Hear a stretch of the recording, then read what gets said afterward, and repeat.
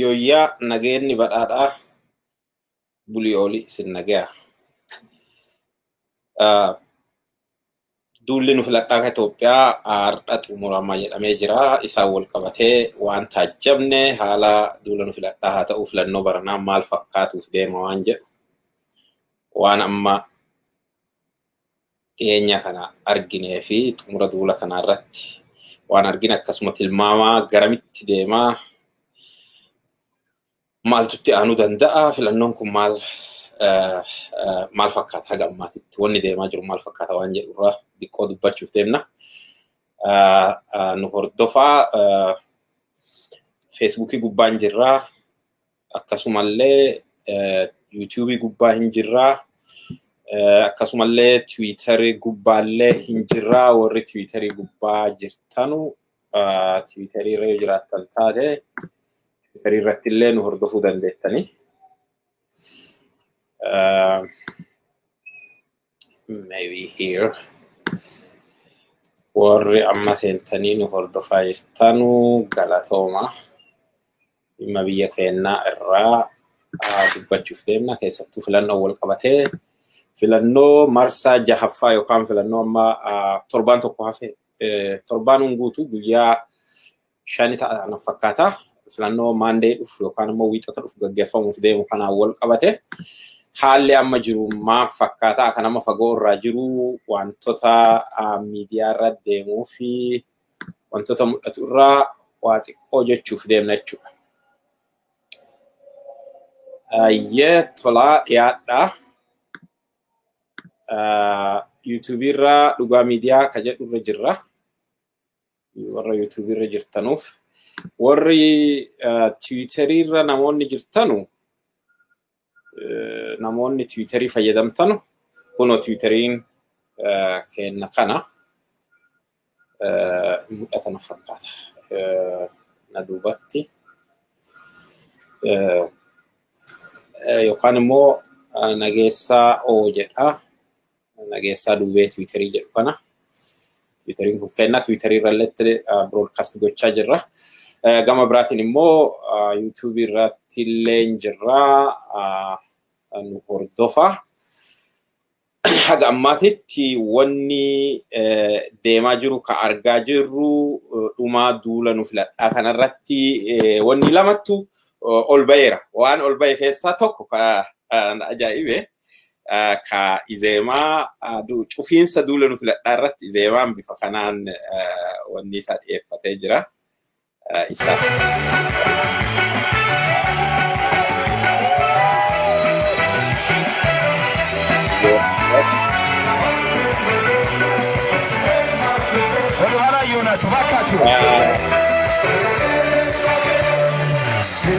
Hoogganaan izeemaa Profeesar Birhaanuu Naggaa dhumaatii cufiinsa duula nu filadhaa baranaa irratti bifa adda ta'een wanni kun keessattuu kanaan dura bakki ani itti argeeru South Africaadha. South Africa yoo argitanii jiraattan teete duula nu filadhaa innaa godhanu Pireezidaanti Zuumaan faa paartiin isaanii paartiin Pireezidaanti Zuumaa faa African National Congress ANC jedhama. ANC'n paartii Mandeellaati.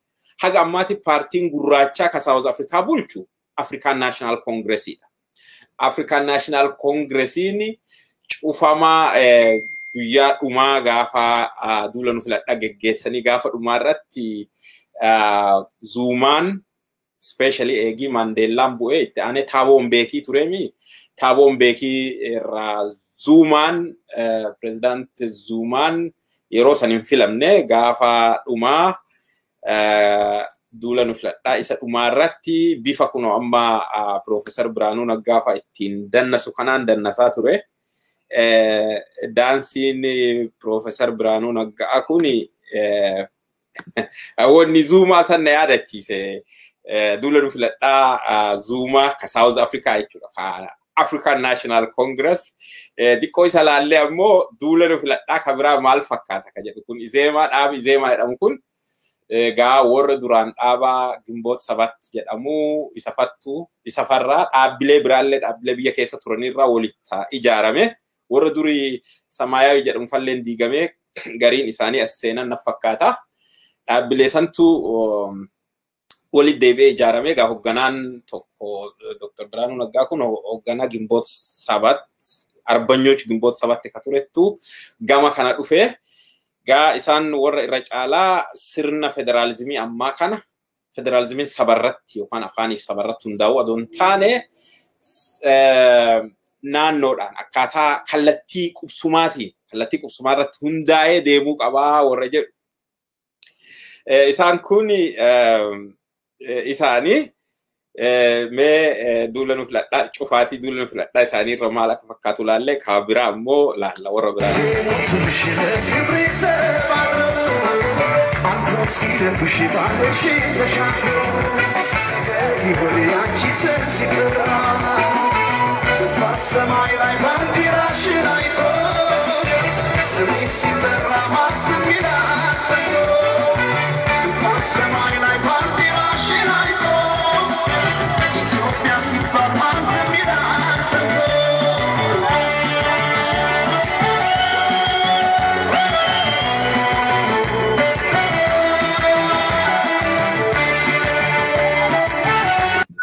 Duula nu filadhaa isaanii beeksisuudhaaf adoo hin taane akkaataa cufaatii irratti maal fakkaata cufaatii irratti warri duula nu filadhaa gaggeesse hedduun isaanii bifa kamiin duula nu filadhaa kun cufamee ka jedhu argisiisuudhaaf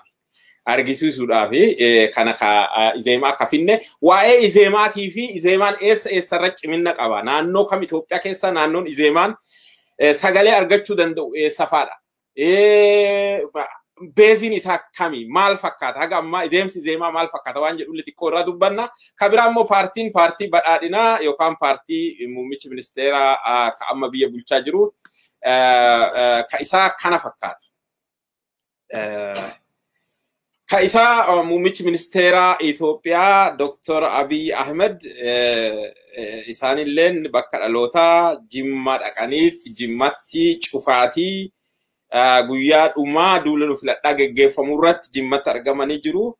Uummanni Jimmaa bifa asii gadii kanaan isteedemii Jimmaa keessa bahee nama miliyoona hedduu mata baay'eetu bahee almost hin hafne jechuun danda'ama. Isaan immoo duula nu filadhaa kadhumaa achi geggeessanii fardarra teessisanii waraanaa fi wantee kennanii fi uummati badhaasee san qofaa mootii haadha mana isaaniillee waliin jiranii. Bifa kanaan duula nu guyyaa dhumaa duula nu filadhaa bifa kanaan cufanii ka Jimmaa kun pikchariin isaa ka biraa kana fakkaata. Isteedemii Jimmaa keessatti bifa kanaan cufaatii duula nu filadhaa ka paartii badhaadhinaa pirezidaantiin paartii badhaadhinaa Dr. Abiy Ahmed bifa kanaan xumura itti godhan jechuudha. Inni kunis Jimmaa inni kunis isteedemii Jimmaati. Kana duuba mul'atu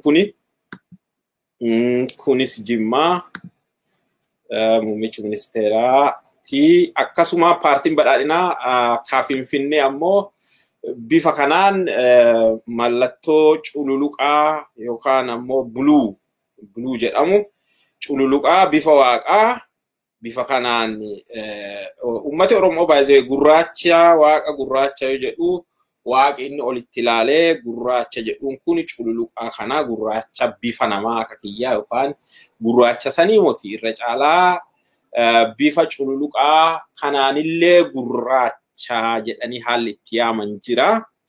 Akkuma kanaan kun ka paartii badhaadhinaa kan Finfinneeti. Kun immoo godina biraati. Kun ka biraati. Achuma dhaamsi barbaachisaan tokko ka dhaamamee jedhe sanee 14 yookaan immoo ji'a kana guyyaa 14 gaafa filannoo gootanu achumaan sagalee keessaniin mootummaa ijaaraa mootummaa dhaabaa akkasiin duubatti immoo biqiltuu dhaabaa jechuudhaan muummichi ministeera Itoophiyaa amma Dr. Abiy Ahmed Ali yookaan pirezidaantiin paartii badhaadhinaa dhaamsa kana dhaamanii jiru. Waa hunda caalaa dubbii muka dhaabuu dubbii naannoo kunuunsuu kana akka salphaatti waan laalamu miti. Addunyaa kana gubbaa wanni gugurdaan tokko wanni dhala namaa maraaf barbaachisu qilleensa bishaanii. Wantoonni kun immoo qilleensi eenyurraa dhufaa biqiltuurraa dhufaa baala biqiltuurraa oksijiiniin oomishamee oksijiinii ka oomishu biqiltoota. Naannoon mukaa fi biqiltuun baay'inaan jiru yeroo hedduu argitan qilleensa gaarii qabdi. bishaanillee rooballee qabdi. Bakka biqiltuun dhabame immoo yoo biqiltuun badu oolaa goggogiinsa akkasuma immoo desertification dhufaa waan ta'eef dubbii biqiltuu wal qabate kana akka salphaatti ilaaluu hin qabnu jechuu barbaanna. Haga ammaatitti duula nu filadhaa amma gaggeeffamu keessatti duula gugurdaa duula nu filadhaa ciccimaa kan gaggeessan akkuma argitan tokko yaa paartii badhaadhinaati. Naannoo garaagaraa kun ka Jimmaati, kun ka Finfinneeti, buluu mallattoo buluu kana filatanii mallattoo buluu bifa waaqaa kana duulli nu filadhaa kun ka biraa eessaa kun Arsii keessaa Arsii Saaguree jedhama. Kunillee ka paartii badhaadhinaati. Inni kun Amboo natti fakkaata. Duula paartii badhaadhinaa kan isteediyeemii Ambooti. Amboo baay'ee akkuma Jimmatti aanee baay'inaan namni ka bahee ture artistoonni akka Sayyoo Dandanaa akka Caalaa Bultumee fi kan kana fakkaatan hundi achitti argamanii Amboo irratti godhanii jiru. Duula nu filadhaa isa dhumaa san irratti argamanii jiru.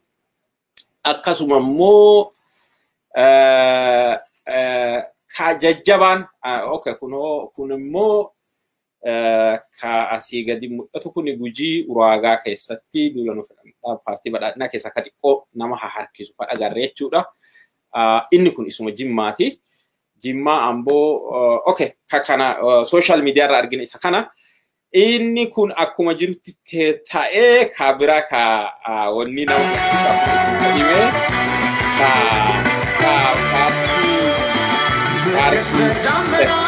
Doktor Birhaanuu irratti nama hawwataa. Doktor Birhaanuu kan naannoo magaalaa keessatti duraan seenaa keessatti akka yeroo keessatti deebii cimaa fi deeggarsa cimaa qabu.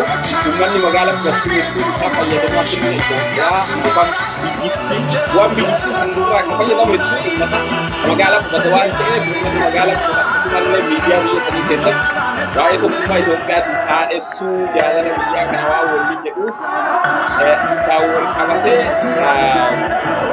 yeroo hedduu ni qabu. Naannoo magaalaa keessatti strong hold qabu. Barana akkam ta'ulaata ka jedhu kalaallu ta'ee hiriira godhame garuu hiriirri guddaan kataasifame ka paartii badhaadhinaa hiriirri guddaan kun namni baay'ee bahee hiriiraan ka cufe paartii badhaadhinaa ta'us paartiin Izeemaa jedhamu kunillee naannoo magaalaa keessattuu naannoo ilaalcha waa'ee tokkummaa Itoophiyaa irratti ilaalcha guddaa qaban jedhanii yaadamu keessatti naannoo kanatti stronghold yookaan wanni jabaa qabu. Yeroo hedduu deeggartoota qabu. Kanaan dura seenaa fakkeenyaaf bara 2005 filannoo 2005 keessatti isaan kun magaalota hedduu Finfinneetti barcumaa Finfinneen qabdu 23 moo'ate warri Qinijjiiti jedhamu jechuudha. Warri yeroo san Qinijjiiti jedhamu uummanni guutuma guututti waa'ee ideoloojii qofaa miti sirni wayyaanee kan yeroo san ture olaantummaa saba tokkoo haalli itti calaqqisu ture akkasuma immoo wanni akka malaammaltummaa corruption ture abbaa irrummaa uummati biyya sanii amma yeroo hedduu filannoodhaan sagaleedhaan mootummaa jijjiiruu waan jedhu kanallee dharraa uummati biyya sanii argitee jijjiiruu qabnaa wayyaaneen qawweedhaan dhufee keessa ergaan jirtu qawweedhaan dhufnee dhiigaan dhufnee dhiigaan malee nurraan fudhattan waan jedhullee jala jalaan odeeffama ture uummati immoo yoo akkas taate humnumaan haa fudhatanuu malee isaan hin fillu jedhee warra biraa filuun Qinijjiitiin haala saniin keessattuu Finfinnee keessatti ammas haalli warri wayyaanee sun diinagdee biyya sanii itti to'ate haalli isaan bakka key position yookaan bakka qulfii mootummaa ta'e hunda itti dhuunfatanii turan sun uummata hedduu waan aarsaa tureef jecha uummanni baay'een isaan filatuu caalaa warra biraa kama ta'ellee haa ta'u jedhee filachuudhaan keessattuu yeroo san keessatti jabaa ta'e paartiin shani ka walitti dhufee jabaa ta'e bahee paartii Qinijjiit jedhamu CUD jedhamu ture yeroo sanatti. Kanaaf uummanni baay'een yeroo sanitti paartii Qinijjiit jedhamu kana filachuudhaan paartii biyya bulchaa ture yookaan paartii Ihaadig jedhamu kuffisee ture jira. Seenaa keessa bara 2005 jechuudha. Wanni sun amma armaan dura waggaa 15 har'aati jechuudha. Waggaa 15 har'aa akkasitti ture. Gaa warri Izeemaa kun ammas akkasuma ta'a uummati magaalaa nu filaa ilaalcha tokkum sabaaf sablammii jedhu kana uummanni magaalaa hin fudhatu ofiin of bulchuu waan jedhu kana akkuma yeroo saniititti ammas nu filuu danda'a waan jedhu abdii akkasii waan qaban fakkaata. Garuu amma maaltu ta'a ka jedhu ka itti deemnee filannoo kanaan duuba laallu ta'a. Ammarra dhaabatanii wanni argamoo jiru tokko paartiin badhaadhinaallee naannoo magaalaa kanatti cimina argachuu qabaachuun isaa akkasuma akkuma warra kaanii tokkummaa Itoophiyaa faarsuun argamaa jira. Haa ta'u malee tokkummaa Itoophiyaa faarsanullee sadarkaa heera biyyittii tana akkuma kanaan sabdaneessummaan itti fufuu qaba waan jedhu qaba jechuudha. Sabdaneessummaan itti fufuu qaba waan jedhu qabani. Sanirratti garaagarummaan amma paartii Izeemaatiif paartii badhaadhinaa jidduu jiru. Paartiin badhaadhinaa sagantaa siyaasa isaa irratti illee Itoophiyaa fi sabdaneessummaan afdaneessummaan optioniin biraa hin jiru. Sabdaneessummaa fi afdaneessummaa malee karaan nu baasu ka biraa hin jiru ka jedhu ndoom naannoleen qara 9 turanii akka heera Itoophiyaa irra jiru amma Sidaamaan naannoo 10ffaa ta'ee jira. Naannoon biraa 3-4. Kibba keessa naannoon biraa lama uumamuuf deema. Kanaaf naannoleen dabalataanuu gara uumamuu fi caalumattuu naannoo hedduu ta'ee bifa kanaan yeroo waggoota hedduu fi bifa kanaan Itoophiyaan buluu dandeetti ka jedhu ejjennoo kana qaba. Isaan garuu ammuma heerri kun fooyya'ee gara wanni sabarratti hundaa'u kun federaalizimiin sabarra hundaa'u kun diigamuu qaba. Namoonni keenya gariin immoo qeeqii isaanii lakkii Izeemaanii fi Biltsiginnaan tokkumaa muummicha ministeeraa ka gorsu warra Izeemaa kana roodmaappii nutti kenneef jedhanii jiran. Dhugaa roodmaappii nutti kenneef ka jedhe Andaargaachoo Tsiggeeti. Andaargaachoo Tsiggee hoogganaa wanni sanii duratti hoogganaa Gimboota Sabatti itti aanaa ture. Itti aanaa Birhaanuu ta'ee Gimboota Sabatti keessa ka ture Andaargaachoo Tsiggee. Ammatti sababa inni lammii Ingiliz waan ta'eef hooggansa paartii kanaa keessa hin jiru. Bara hedduu hidhaa tureen duuba muummichi ministeeraa baasee muummichi ministeeraa waliin dubbatee ture. Mana masaraa mootummaatitti suuraa waliin ka'anii turanii. Suuraa waliin ka'uu qofa osoo hin ta'in hariiroollee qabaachaa jiran ka jedhu oduu hin jira. Haa ta'u kanas ta'u sana ta'us dhabaatus amma wanni beekamee ifatti lafa jiru tokko gama paartii badhaadhinaatiin sagantaan paartichaas hin jira, heerri mootummaas hin jira. Ammatti sabdaneessummaa malee karaan biraa hin jiru. Sabdaneessummaa afdaneessummaa irratti hundoo'e kana qabannee gara fuula duraa deemna ka jedhu federaalizimiin eenyummaa sabootaa kabajnee fuuldura deemuun dirqama ka jedhu jira. Warri kun garuu akkasii mootii inni kun hafuu qaba ka jedhu ejjennoo yeroo dheeraa haala kanaan biyyiin diigamtii rakkoo biyya san keessa uumamu hundaaf rakkoo ta'ee federeeshinii amma jiru kana ka jedhu ejjennoo Izeemaan faa qabatanii deemanu jechuudha. Kanaafuu ejjennoo kana qabatanii naannoo kam kenna. Amma Izeemaan silaa naannoo isaan kabiraa abdii irraa qaban. Yeroo san Qinijjiit sagalee hedduu gara sagalee I think barcuma 60 ol naffa. Barcuma baay'ee ka argatan 23 Finfinnee irraa argatanii akkasuma immoo barcuma 440 keessa gara 60 gahu naannoo Amaaraatii argatanii akkasuma barcuma muraasa kibba keessa argataniitu yeroo sanatti jechuun waggaa 15 dura waggaa 16 har'aa jechuudha. Bara akka lakkoofsa Itoophiyaa bara 1997. Because warri kun warruma ilaalcha Qinijjiiti san. Innaa Qinijjiiti yeroo sanitti Amaara keessa Finfinnee guutuma guututti argattee Amaara keessa barcuma baay'ee argattee kibba keessa illee barcuma muraasa argattee barcuma 108 kamir kanaahe argatanii turan jechuudha warra qinijjiiti. Even Oromiyaa iyyuu bakka tokko argatanii turan. Tokkoffaa paartiin Oromiyaa keessatti paartileen siyaasaa nama gahaa dhiyeeffatu dadhaban. Bara 1997 san nuti bara sanaan mana hidhaa jira.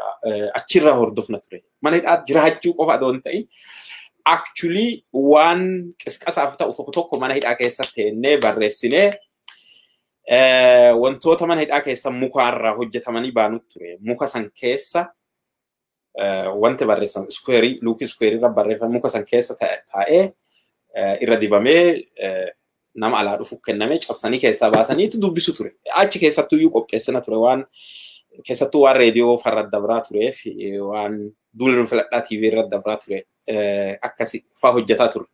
Karchallee ture yeroo sana 1997 yeroo filannoon sun geggeeffamu.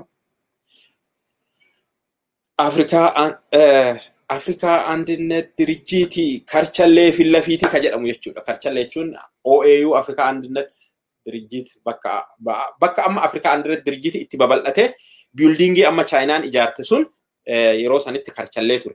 Afrikaa Andinet Dirjitiin kadurii karaa amma federaal poolisii irraa gadi seenan gara Saarbeetii yoggaa deemanu Meeksikoo irraa gadi bu'anu axiriin achitti aanu sun duruu tureera. Ka amma babal'atee achi biildingoon haaree ijaaraman sun immoo bakka dur Karchalleen jiru irratti ka babal'atanii ijaaran. Kan isaa lafti sun Afrikaa Andinet Dirjitiif kennamee jennaan achirraa buqqaafamee nuutu gara Qallittiitti geeffamne jechuudha. Ji'a sanee keessa jechuudha. Ji'a kana keessa bara 1997 jechuudha. So yeroo sanitti waan yaadadhu tokko paartileen Oromoo ka yeroo san turan filannoo san irratti namni waan karaa nagaa kanaan dorgomuu waan hin barbaanneef wayyaaneen aangoo gadi hin kennitu ka jedhuun karaa nagaatiin dorgomuu waan hin barbaanneef barcuma 178 kan naannoo Oromiyaa irra ture keessaa ka irratti nama dorgomsiisuu isaan danda'an I think Obkoon yookaan Ohikoon Obkoodha yeroo san 75 irra nama dhiyeeffatu danda'e 75 keessallee namni hedduun keessaa ba'e namni yaa jaarsummaadhaan maaliidhaan yookaan mallaqa kennanii keessaa baasu namni dorgomee paartiin sun namni dabarfate nama 52 ture yeroo sanitti namni 52 paarlaamaa galee fi ture jechuudha. Waggaa 5 paarlaamaa taa'aniitu booda achiin duuba 99 qabxii 9 yeroo filannoo bara 2002 akka Itoophiyaa 2002 yookaan akka Faranjii 2010tti mootummaan barcuma tokkocha Finfinnee keessa namicha Girmaa Maaruu jedhamu ka paartii Andinet jedhamu darbe malee barcuma hundumaa 546 san hundumaa mootummaan fudhate jechuudha baratti aan. Bara san 52 isaanirra galee ture Waafidoo Warraaqsaa Federaalistii Dimokiraatii Oromoo ammoo yeruma san dhaabbate yeroo gabaabaa keessatti namoonni dhiyeeffate 20 waan caalu natti fakkaatu nama 12 dabarfatee ture jechuudha. Yeroo san yoo yaadattan teete obbo Bulchaa Dammaqsaa fa'aa paarlaamaa Itoophiyaa keessa yeroo jalqabaatiif afaan Oromootiin haasawaa turan filannoo bara 1997 sanii jechuudha. Relatively filannoon sun filannoo haga ta'e duulli nu filadhaalleen sirri geggeeffamaa ture. Sagalee kenniinsa irratti akka uummanni mootummaa hin filatin gaafa arganu mallasfaa gara dhumaa sagalee san haga ta'e saamanii garuu irra caalaa ammoo warri silaa dabruu danda'u warri silaa keessattuu Oromiyaa fa keessa filatamuu danda'u namni dorgome hundinuu darbe baay'ee nama iyyuu hin dhiyeeffanne jechuudha. Yeroo hedduu qabsoo karaa nagaa godhamu keessatti Oromoon maaliif akka duubattaaf hin beekamu uggee obsee dhaqee godhuurraa amma yeroo san karaa nagaatiin wanni ta'u hin jiru ka jedhuun namni hedduun duubatti harkifata ture. Namummaan dhiyaatee iyyuu dorgomuu iyyuu hin jiru. Hin dorgomanuu hin didan. Dhugaadha wanni sun hin jira garuu akka tooftaa qabsoo tokkootitti illee yoo ta'e namni argite uummata sittiin ijaaruuf ittiin dammaqsuuf illee wareegama si barbaachisu kaffaltee itti deemuun yoo adoo barbaachisu adoo godhamuu qabu hin godhamne jechuudha. Yeroo hedduu duubaan baqachuutu ture. Duubaan baqachuu saniin argitee wareegama hedduu kaffalee jechuudha. Warra Qinijjiitii yeroo san isaanillee dogongora tokko hojjetanii booda eega sagaleen sun dhufteen duuba haga ta'e sagaleen akka saamameeru beekamaadha.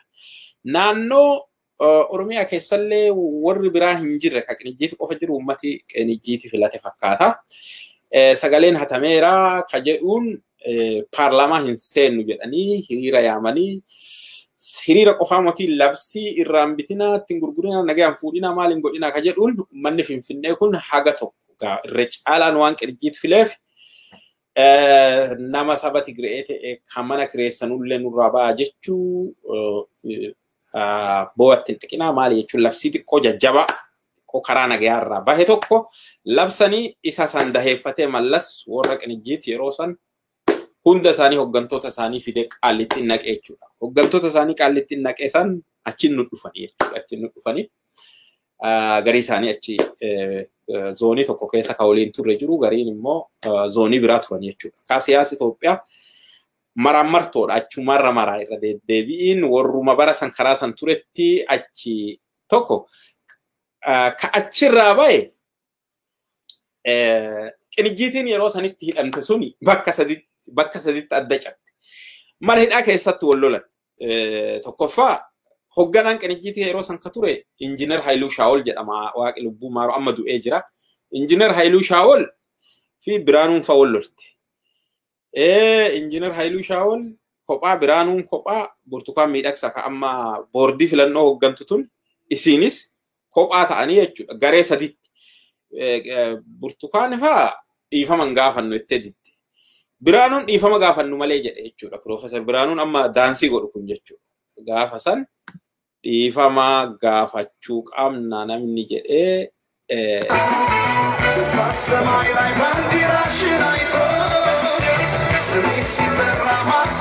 guddichi kun dhiifama gaafannu malee jedhee bahee adaa inni gaafa san dhiifama gaafannu malee wanni jedheef bahee qabsoo hidhannoo gaggeessuu qaba. Qabsoo karaa kanaatiin yeroo fedhanin nu hidhanii yeroo fedhanitti maal nu godhan ka jedhu dhiifama san gaafatanii akkuma bayaniin mallas immoo maal godhe yeroo san mallas tapha tokko taphate. Taphinni taphate maali? Dhiifama jaarsummaa jidduu warra deemaa ture jira. British Embassy yookaan Embassy British ka Ingiliz jaarolee sponsora godhee jaarolee akka Piroofeesar namicha afaan Oromoolee beeku ka Efreem Isaaq, Piroofeesar Efreem Isaaq fa'aa namicha fiigu kana Hayilee Gabrasillaasee fa'aa namoota biraallee namoota abbootii amantiillee dabalatanii jaarsummaa mootummaa fi jara kana jidduu deemaa turan. Jaarsummaa kanaan dhiifama waa adda addaa jedhanii eega walii galan hin baatanii yoo baatan karaa vaayolensii karaa maanii ka duraan gootan san irraa deebine jettanii baatanii waan walii galanii jarri akka yaaddetti himannaan irraa ka'ee himannaan nurraa ka'ee baanaa ka jedhu eegan. Farramanii eega walumaan farramaniin duuba mallas xiqqoo achuma tursee jechuudha. Xiqquma tursee itti murteessee isaan ka mallatteessan adoo murteen ittiin kennaminiin dura. Walii galtee jechuudha. Araara ka mallatteessan adoo murteen ittiin kenniniin dura. Garaagarummaa qaba baay'ee. Sitta murteessanii bahuufi adoo yakkamaa jedhanii sitta murteessin mana murtiititti bahuun garaagarummaa qaba. Seera keessatti yoo adoo sitta murteessin mootummaan abbaan alangaa himannaa sirraa kaasee baate inni amnestii jala kufa. Amnestii ta'uu danda'a jechuudha. Hidhamaa hundaaf yookaan immoo hidhamaa keezii wayitiin hunda amnestii jedhama. Amnestii. Amnestii jechuun amma Amnesty International ka jedhu isa kana. Amnestii araara jechuudha. Araara yookaan afaan Amaaraatiin mihirat ka jedhamu amnestii jedhamu afaan seeraatiin. Amnestiin bahuuf inni biraa immoo kaasitta murteessaniin duuba dhiifama sii godhan yakkamaa ta'uun kee murtaa'ee mana murtiitiin mirkanaa'een duuba dhiifama kasii godhamu inni suni pardon jedhama. Pardon dhiifama jechuudha. Laali. Ati iyyannoo galfattee foormii guuttee yakkamaan ta'uun kee beekame yoo fedha waggaa muraasa sii hirdhisanii yookaan already yakkamaadha. Ka yakkamaaf godhamu pardon jedhama. Inni immoo waliigalatti adoo sittallee murtaa'in dimshaashaan godhamu araara yookaan immoo mihirat ka jedhamu Amnesty. Amnesty International achira nami gariini yeroo tokko maal dhagee Amnesty International jedhama. Amnesty International kun Amnesty jechuun shan jechuun Amnesty International kun shane internationally ta'uun dhabu shane warri kun warra jedhullee dhagee Amnesty miti wanni be Amnesty adontene amnesty jechuun araara jechuu dhiifama jechuu. Anyways dubbin qinijjiiti warri qinijjiiti amnesty baanaa se'an amnesty yookaan araara adoo itti murtaa'in dura bahanu dhiifama akkasii araara akkasii se'anii mallatteessise torban tokko tursiise already ragaan eega dhagameeru argite aduma dubbii araara adoo wal haasawanu ragaan dhagamee dhumatee abbootiin eega isaan farramanii garuu bayiisaan adoo isaan isbeekanu mana murtii fidanii itti murteesseet achiin duuba itti murtaa'een duuba yakki isaanii murteen isaanii dhaga'ame yakkamoota waggaa meeqa akka ta'e itti murtaa'e achiin duuba gadhiise jechuudha mootummaan. Kanaaf waan akkamitti godhe jechuudha akka paardanii fakkeesse jechuudha mallas gaafasa.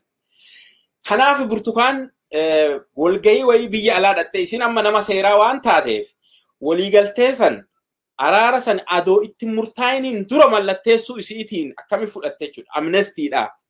Yakkamaa ta'uu adoonatti murteessini ka waan kana mallatteesse ka jedhuun an dhiifaman gaafanne jettee dubbatte jechuudha.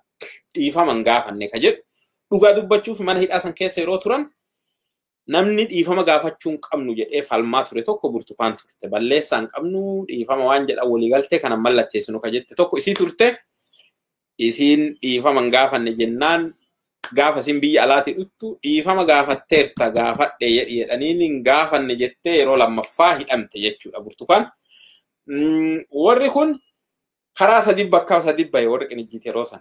Haayiluushaa ol baye paartii isaa ka duri qinijjiitiin dura MEIAD paartii jedhu mallaa Itoophiyaa Andinet Dirjit MEIAD fiitii deebi'ee Biraanuu Naggaa baye biyya alaa bahe Gimboot Sabatti ka jedhu dhaabatee humna waraanaatiin mootummaa lolaa jedhee jechuudha. Achiin duuba Eertiraa deemee Eertiraatti wanni jedhu jalqabe nama falee injifatuu jalqabe. Burtukaaniif ammoo baatee Andinet ለፍትህና ለዲሞክራሲ yookaan ka jedhu tokko Andinet paartii jedhu dhaabattee isi yoosuma haasawa wayii biyya gara Awurooppaa kana goote Swiidin na fakkaataa goote ennaan mallas fuudhee hidhat darbee jechuudha deebisee hidhat darbee kadhaa meeqaan deebitee baatee jechuudha. Qinijjiiti yeroo sanitti sababa saniin bakka sadiitti fottotte. Anyways warri kun paartiin amma Izeemaa jedhamu kun karaa biraatiin ilaalchumaa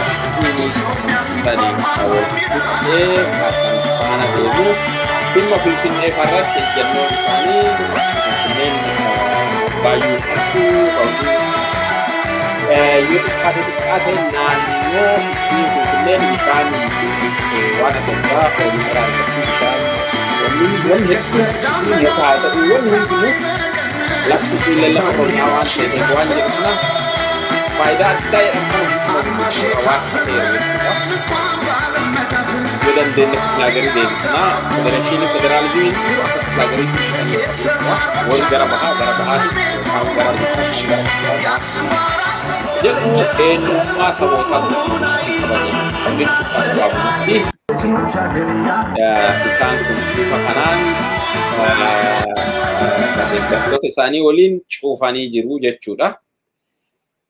Ka isaanii bifa kanaan filannoon duulinu filadhaa isaanii bifa kanaan cufamee ka warra biraa ammoo akkuma argitan bifa kanaan cufanii ka biraa garuu asirratti waan interesting tokko ka argee filannoo wal qabate qeerroo durii keessaa qeerroo warra yeroo Oromoo protest yeroo gaggeeffamaa ture qeerroo lama keessattuu gruppiin qeerroo lama ka ergaa biyya alaatiin nutti erganii labsi adda addaa qeerroon gisee san godhaa ture godhan keessaa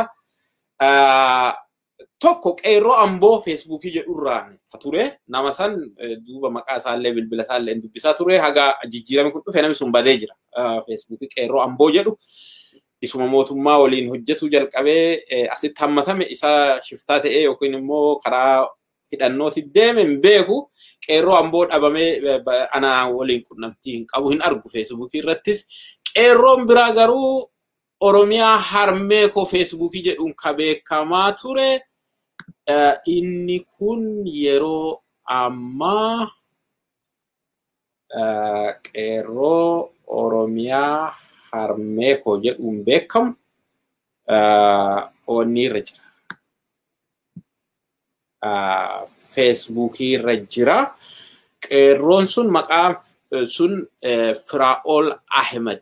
Yeroo protestii san yeroo hedduu ibsa ejjennoo qeerroo Oromiyaa irraa nu ergaa turan. Inni biraa qeerroo Oromiyaa harmee toon ka beekamu Firaa'ol Ahmedii. Firaa'ol Ahmed qeerroon kuni karaa ibsa ejjennoo ka durirraa ka amma bifa haarayaan yeroo adda addaa ejjennoo qeerroo hedheenuma dabarsanii ibsa ejjennoo haala yeroo irratti ka jedhu Firaa'ol Ahmed irraa amma haala filannoo ilaalchisee ibsa ejjennoo tokko baasanii jiranii. Ibsi ejjennoo kun nami gariin mormulle hin jira. Qeerroon Amboo akkuma isiniin jedhe ammatti uumaa irraa dhaga'an jiru. Qeerroon kun qeerroo gara Arsii beezii godhe. Keessaatii filannoon kun haala nagayaatiin akka dhumatu rakkoo tokko malee akka xumuramu gaafannaa ka jedhu qaba. Dhimma laga Abbayyaa irratti illee dhimma biyyaa waan ta'eef mootummaa bira dhaabanna waan jedhu qaba. Dhiibbaa kamuu hin fudhannu faayidaa uummataatiif faayidaa biyyaa irratti bira dhaabanna ka jedhu qaba. Akkasumas qeerrotaa fi sabboontota Oromoo ka hidhamanillee haa gadhiifamanuu gaafii jedhu qaba. Gaafiin qeerroo kun qabxii hedduu ka if keessaa qabu. Ibsa ejjennoo kun qabxii meeqa if keessaa qabxii 9 qaba jechuudha. Ibsa ejjennoo qabxii 9 qabu. Qabxiileen tokkoffaan waan jedhu filannoo marsa 6ffaa biyya keenya keessatti waxabajjii 14 bara 2013 gaggeeffamu karaa nagaatiin rakkoo tokko malee akka xumuramu qeerroon Oromoo gahee keenya ni baahannaa. Uummanni keenya sodaa tokko malee guyyaa filannoo bahee sagalee isaa akka kennu waamicha goona ka jedhu wanni tokkoffaa irratti isa kanattu jira. Qabxiin itti aanu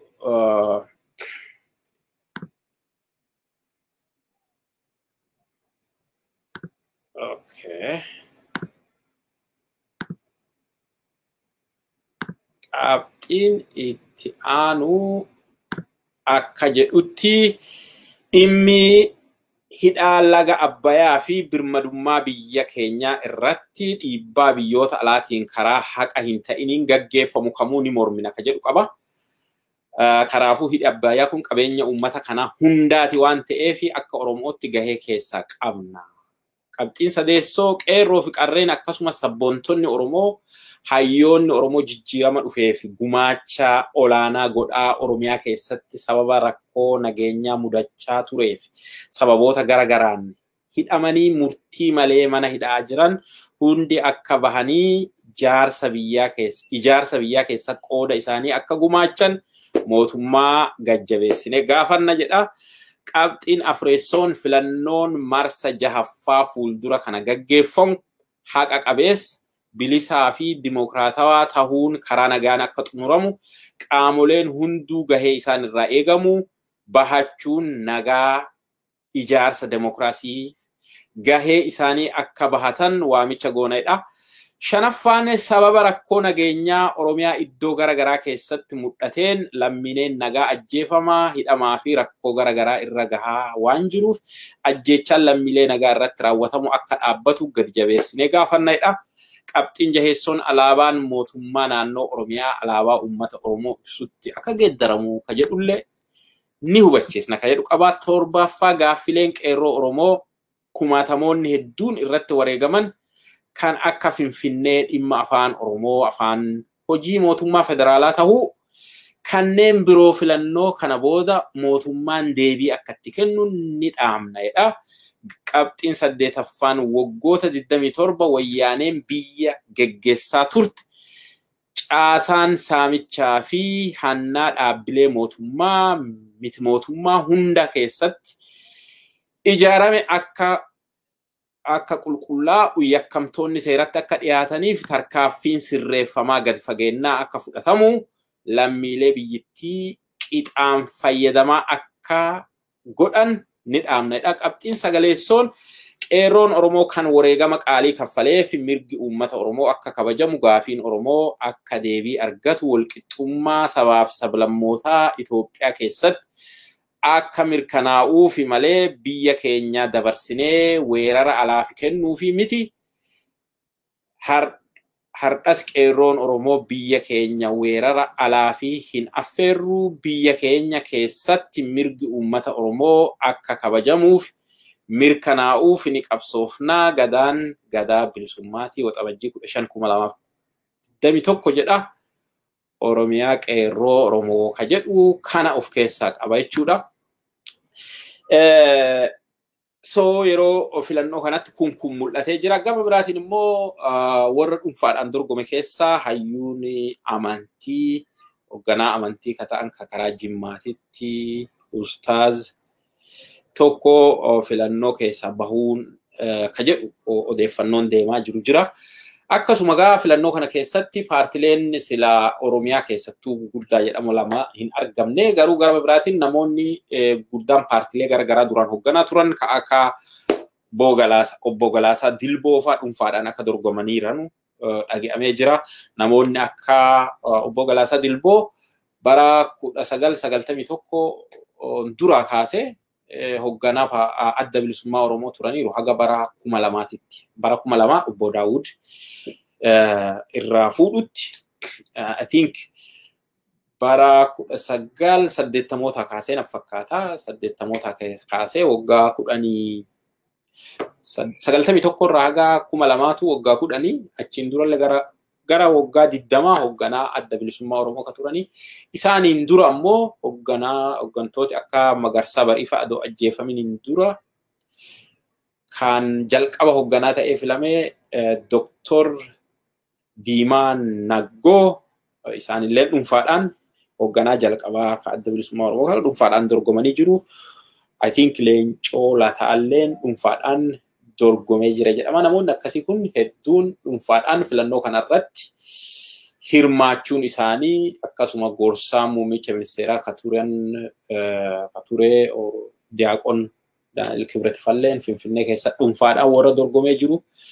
Namoonni kun warra dhuunfaadhaan dorgomee jiru. Gaa filannoo kana keessatti meeqattu dhuunfaadhaan dabraa meeqattu ammoo paartiin an dabraa kalaallu ta'a. Garuu haala amma jiru walumaa galatti keessattuu Oromiyaa keessatti sagalee caalmaa warra dhuunfaa yoo taate malee sagalee caalmaa paartiin badhaadhinaa waan dhaggatuuf by the way sagaleen 178 Oromiyaadha.